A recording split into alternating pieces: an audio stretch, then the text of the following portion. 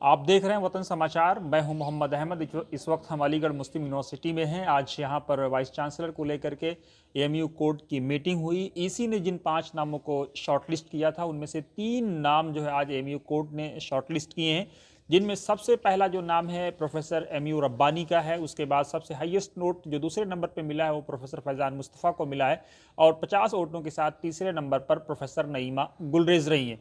लेकिन सवाल ये है कि आज नईमा गुलरेज के हस्बैंड जो इस वक्त एक्टिंग वीसी हैं, उन्होंने कई सारे सवालों का सामना किया। उनसे पूछा गया कि कहीं ऐसा तो नहीं कि कन्फ्लिक्ट ऑफ इंटरेस्ट की जो बात आ रही थी उसमें आपका कोई इन्वॉल्वमेंट है। उन्होंने साफ तौर से इसका इनकार किया और कहा कि जो कुछ हुआ है वो तर्कों के आधार पर हुआ है, जो कुछ हुआ है वो लॉ के आधार पर हुआ है, कानून के आधार पर हुआ है। जो सीटें वैकेट थी कोर्ट को, उसको लेकर के जब उनसे पूछा गया तो उन्होंने कहा कि जो नए और परमानेंट वीसी आएंगे वो उन सीटों को भरने का प्रयास करेंगे। छात्र संघ के चुनाव पर भी उन्होंने यही कहा कि नए जो वाइस चांसलर आएंगे वो इस बारे में चर्चा करेंगे, बातचीत करेंगे और उसके बाद आगे का अमल तय किया जाएगा।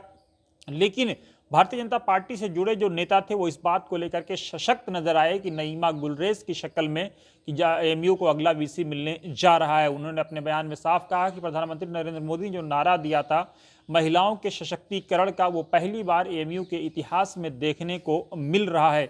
लेकिन क्या ऐसा होगा? चूंकि नईमा गुलरेज तीसरे स्थान पर आई हैं, इतना बड़ा मुश्किल काम होगा वह प्रेसिडेंट ऑफ इंडिया के लिए कि उनको टॉप लिस्ट में ले जा करके उनको एमयू का वाइस चांसलर बनाए। कुछ भी हो सकता है, चूंकि 3 नामों में से किसी एक नाम को तय करना है।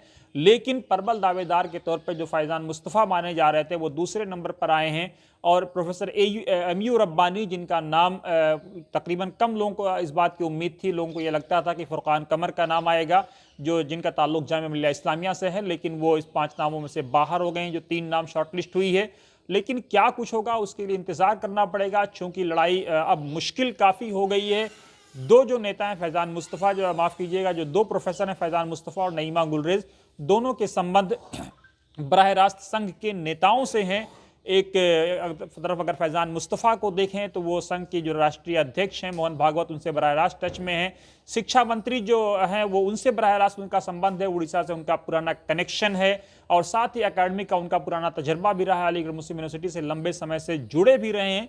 तो फैज़ान मुस्तफ़ा को बाईपास करना नईमा गुलरेज के लिए आसान नहीं होगा। लेकिन नईमा गुलरेज चूंकि एक महिला हैं, उनके जो हस्बैंड हैं वो इस वक्त एक्टिंग वाइस चांसलर हैं, इसलिए उनको भी एक प्रबल दावेदार के तौर पे माना जा रहा है। लेकिन आरोप ये भी लग रहा है कि अपने ज़माने में जो प्रोफेसर तारिक मंसूर पर जो करप्शन के कई सारे मौक़ों पे आरोप लगते रहे कि कहीं ना कहीं उन्होंने नईमा गुलरेज को आगे बढ़ा करके उन आरोपों को विराम देने की कोशिश की है। लेकिन क्या कुछ होगा, इंतजार करिए। नवंबर का महीना एमयू के लिए बड़ा अहम होने जा रहा है, क्योंकि 2 तरफा धरने का एमयू सामना कर रहा है। एक तरफ नॉन टीचिंग स्टाफ हैं, एक तरफ छात्र हैं और तीसरी तरफ ये कोर्ट की बैठक और नए वाइस चांसलर का चुनाव।